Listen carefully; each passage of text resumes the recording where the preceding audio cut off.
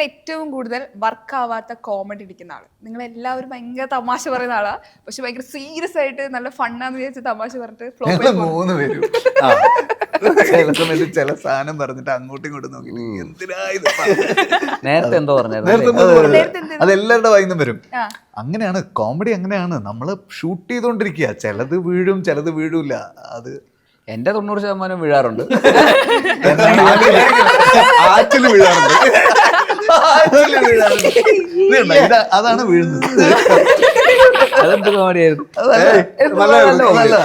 നിന്നെ പറഞ്ഞോണ്ട് എനിക്ക് തോന്നാത്ത വലിയ കോമഡി ആയിട്ട് എനിക്ക് ഫീൽ ചെയ്തില്ല. അതൊരു പാളിയ കോമഡി ആയിട്ടാണ് എനിക്ക് ഫീൽ ചെയ്തത്, സത്യം പറയാം. 90% വീഴാറുണ്ട്. നീ തലയും കുത്തി വീഴാറുണ്ട്, അല്ലാതെ വേറൊന്നുമില്ല. അത് കൊള്ളൂല.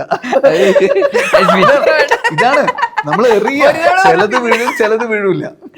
അതെ, അതാ ഭയങ്കര കൗണ്ടർ അടിക്കുന്ന ആരോ ശരിക്കും. ഇപ്പൊ നമ്മുടെ ഫ്രണ്ട് സർക്കിളിൽ ഇരിക്കുന്ന സമയത്ത് ഒരാളെ എറിയുണ്ടാവല്ലോ സ്ഥിരം, അങ്ങനെ കൂട്ടത്തിൽ ആരായിരിക്കും? ഇപ്പൊ ബേസിയുടെ ഒരു ഗുണം എന്താന്ന് വെച്ച് കഴിഞ്ഞാൽ ഇവൻ പറയുന്ന സാധനം വർക്കായാലും വർക്കായില്ലെങ്കിലും അതിനുശേഷം ഇവൻ ചിരിക്കും. അവൻ നമ്മൾ ചിരിച്ചു, അവൻ തന്നെ ചിരിക്കും. അപ്പൊ ഇവൻ വിചാരിക്കുന്നത് ഇവന്റെ കോമഡിക്കാ ചിരിച്ചത്. ഇവന്റെ കോമഡി കഴിഞ്ഞിട്ട് ഇവന്റെ ഒരു ചിരി, അതിലാണ് നമ്മൾ ചിരിക്കുന്നത്. ഓക്കെ, ശരിയെന്നാ. പല പല നിലവാരമില്ലാത്ത കോമഡികൾ അവൻ തന്നെ അടിച്ചിട്ട് അവൻ തന്നെ ചിരിക്കും, ഓടും, ചാടും. ഷാന്റെ ഹ്യൂമർ ഏറ്റവും കൂടുതൽ വർക്കാവുന്നത് ഷാൻ പെട്ടിരിക്കുന്ന അവസ്ഥയിൽ ഷാന്റെ വായിന്ന് ചില സാധനം വരും, അത് ഭീകരമായിട്ട് വർക്കാവും. അത്തരം അവസ്ഥകൾ നിനക്ക് ഇനിയും ഉണ്ടാവട്ടെ എന്ന് ഞാൻ ഒരുപാട് തമാശ പറയാൻ പറ്റത്തെ നാറാളക്കൽ. അയ്യോ, ഒരു അപ്രിസിയേഷൻ ആയിരുന്നോ? നിങ്ങളുടെ കൂട്ടത്തിൽ പറഞ്ഞ തമാശകൾ സ്ക്രിപ്റ്റിൽ എഴുതുക അല്ലെങ്കിൽ സിനിമയിൽ ആഡ് ചെയ്യുക, അങ്ങനെ ചെയ്യാറുണ്ടോ? ഇല്ല, അത്ര നിലവാരമുള്ള തമാശ ഞങ്ങൾ അടിക്കാറില്ല സാർ. ഇങ്ങനെ പറച്ചിൽ മാത്രമേ ഉള്ളൂ. അതെ, സിനിമയിൽ ആലോചിച്ച് എഴുതാറുള്ളൂ. സിനിമയിൽ നമുക്ക് ആലോചിക്കണമല്ലോ, അല്ലേ, വർക്കാവണമല്ലോ. നിങ്ങളിപ്പോ നിങ്ങള് വർക്കില്ലെന്ന് പറയണ കോമഡി. അതങ്ങനെയാണ്, ഹ്യൂമർ എന്ന് പറഞ്ഞാൽ അങ്ങനെയാണ്. ചില സാധനം വർക്കാവും, ചിലത് വർക്കാവില്ല. ഓക്കെ, ശരി. അടുത്തത്, ഏറ്റവും കൂടുതൽ സെന്റ് അടിക്കുന്ന ആള്, പെട്ടെന്ന് വിഷമം വരാ, സങ്കടങ്ങൾ പറയാ, സെന്റ് സ്റ്റോറികൾ പറയണ. ഈ കൂട്ടെന്ന് പറഞ്ഞ ഈ 3 പേരിലാണോ? അത് പുറത്തുനിന്ന് എൻ്റെ ഒരു കൂട്ടുകാരനുണ്ട്, രാഹുൽ. അറിയോ? എന്നതുണ്ട് അമൽ. അഖില് എപ്പോഴും എന്നോട് പറയാറുണ്ട്, നിന്നോട് രാഹുൽ പറയാറുണ്ടല്ലേ? പറയാറുണ്ട്. ചോദ്യം ഞങ്ങൾക്ക് അറിയുന്നവരെങ്കിലും. ആ, അതല്ല ചോദിച്ചത്. ഇവിടെ ഉള്ളവരാരെങ്കിലും ആണോ? ഇവിടെ ഉള്ളവരാരും സെന്റി ഒന്നും അടിക്കാറില്ല. സെന്റി ഉണ്ടെങ്കിലും നമ്മുടെ അടുത്ത് പറയാറില്ല. ഞാനും ഷാനും മാത്രം ഇരിക്കുന്ന സമയത്ത് നമ്മൾ ചില കാര്യങ്ങൾ സംസാരിക്കാറുണ്ട്. സെന്റി അങ്ങനെ അടിക്കാറില്ല. ബേസിക് ചില സമയത്ത് അവന് ഭയങ്കര സ്ട്രെസ് ഉള്ള സമയത്ത് അങ്ങ് റാൻഡ് ചെയ്യും. അപ്പൊ ഞാനിരുന്ന് ഇങ്ങനെ കേൾക്കും. സെന്റി അല്ല, ദേഷ്യമാണ്. ചീത്ത വിളിക്കും. ആരെങ്കിലൊക്കെ ചീത്ത വിളിക്കാനുണ്ടെങ്കിൽ എന്നെ വിളിച്ചിട്ട് പറയും.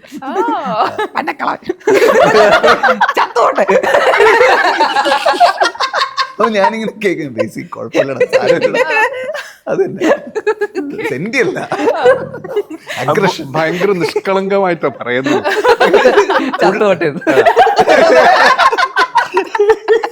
എന്തൊരു നിഷ്കളങ്കത. അയ്യോ, വേറൊന്നും പറഞ്ഞില്ലല്ലോ. നിങ്ങൾ 3 പേരും റെസ്റ്റോറന്റിൽ പോവാ, നിങ്ങളുടെ ഫേവറേറ്റ് ആയിട്ട് ഒരു ഫുഡ് അത് ഒരാൾക്ക് മാത്രമേ ഉള്ളൂ. അങ്ങനെയാണെങ്കിൽ ഈ ഒരു ഫുഡിന് വേണ്ടിയിട്ട് അടി ഉണ്ടാക്കുകയാണെങ്കിൽ അത് ഏത് ഫുഡ്? ഏത് ഫുഡാണ് അടി ഉണ്ടാക്കുന്ന ആള്? ഫുഡിയാണ്. അടി ഉണ്ടാക്കുന്ന ഫുഡ് ചിലപ്പോ ബിരിയാണി. ഇന്നിപ്പോ ഉച്ചക്ക് ബിരിയാണി എടുത്തോണ്ട് വാ എന്ന് പറഞ്ഞു. നമ്മൾ ഡയറ്റാണ് കേട്ടോ എന്നും പറഞ്ഞിട്ടാണ് പോയിരിക്കുന്നത്. ഹെൽത്തിയാണ് ഇപ്പോൾ എന്നും പറഞ്ഞിട്ട് പോയി ഉച്ചയ്ക്ക് ഇരുന്ന് കഴിച്ചോണ്ടിരിക്കുന്നത് ബിരിയാണി, മലബാർ ബിരിയാണി. അപ്പോൾ വിനീതേട്ടൻ ഞാൻ കുറച്ചേ കഴിക്കുള്ളൂ എന്നും പറഞ്ഞിട്ട് ബിരിയാണി എടുത്തോണ്ട് ഷാനെ വേണമെങ്കിൽ പകുതി കഴിക്കുമല്ലോ അല്ലേ, കുറച്ച് അധികം എടുത്തോണ്ട് പകുതി കഴിക്കല്ലോ അല്ലേ. വിനീതണ്ണാണെങ്കിൽ ഇപ്പൊ ഭയങ്കരമായിട്ട് കണ്ടില്ലേ, വലിയ സുന്ദരനായിട്ടിരിക്കും. അപ്പൊ പകുതി കഴിക്കല്ലോ അല്ലേ ഷാൻ എന്നും പറഞ്ഞിട്ടാണ് വന്നിരിക്കുന്നത്. എന്നിട്ട് കുറച്ച് കഴിഞ്ഞിട്ട് നോക്കുമ്പോ പ്ലേറ്റിലൊന്നുമില്ല, 4 പീസ് ഞാൻ അറിഞ്ഞില്ല, ഞാനും കഴിച്ചു പോയി. ഷാനിക്ക നോക്കിയിട്ട് ഇതിന്റെ പകുതിയാണോ എന്നോട് കഴിക്കാൻ പറഞ്ഞത്? ഏത് നാല് എല്ല? എല്ലിന്റെ പകുതി 2 എല്ല്. ഞാനെന്താ പട്ടിയ? അല്ല ബുൾഗാറി. അയ്യോ വിനീതേട്ടൻ പറയണ ഫുഡിന്റെ കടകളും ഉണ്ടല്ലോ. കഴിഞ്ഞ തവണ ഒരു പുട്ടിന്റെ കറി ഇപ്പോഴും അത് കറങ്ങിക്കൊണ്ട് നടക്കുക. ഈ ഫുഡ് ഇങ്ങനെ സെലിബ്രിറ്റീസ് ഒരു ഫുഡ് പറയുമ്പോൾ ഇന്ന റെസ്റ്റോറന്റിൽ ഇന്ന് ഫുഡ് ഉണ്ടെന്ന് പറഞ്ഞാൽ നമ്മളത് കഴിക്കാൻ പോകും. അങ്ങനെ ഒരു പതിവുണ്ട് സോഷ്യൽ മീഡിയയില്. വിനീതേട്ടൻ ഓൾറെഡി ഞങ്ങൾക്ക് ഒരു പുട്ട് പറഞ്ഞു. നിങ്ങളൊരു ഫുഡ് സജസ്റ്റ് ചെയ്യാൻ പറയുന്നതായിരിക്കും. അവരുമായിട്ട് കൊളാബ് ഉണ്ടാവുമായിരിക്കും. പകുതി പൈസ എന്നാ പറയാ.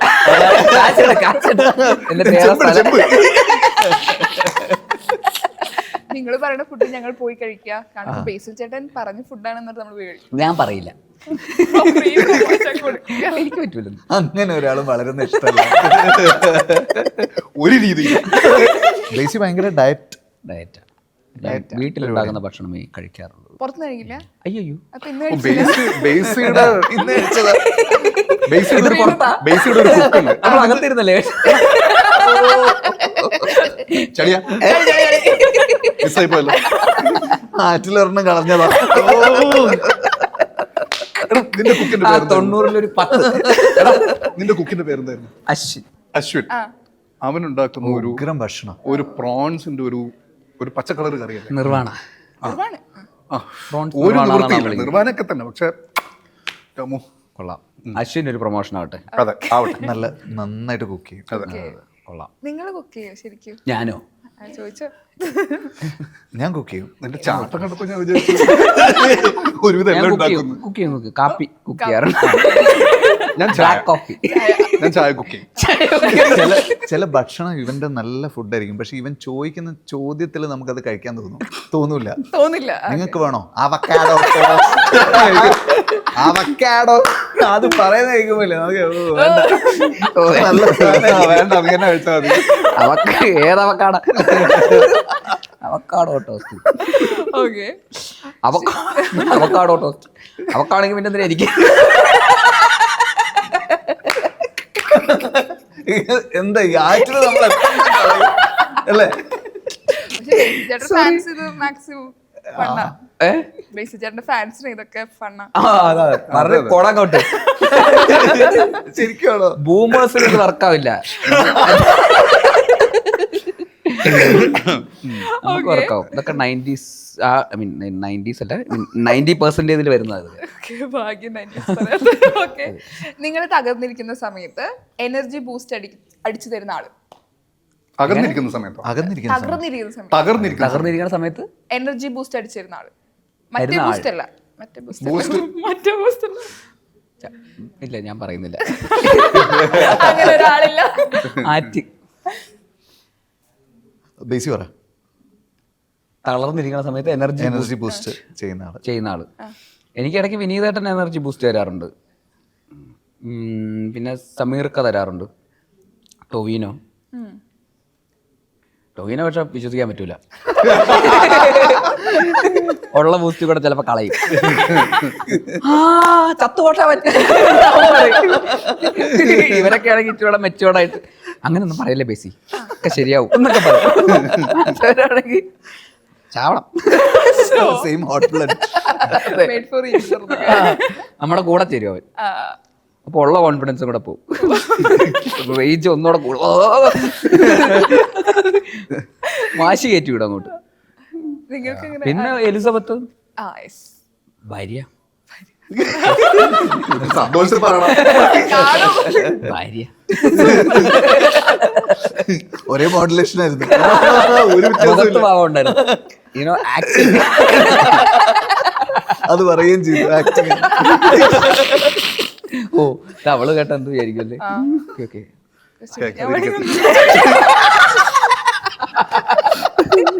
അത് മോഡുലേഷൻ ഒന്നാ? അല്ല. താങ്ക്സ്. എനിക്കവൻ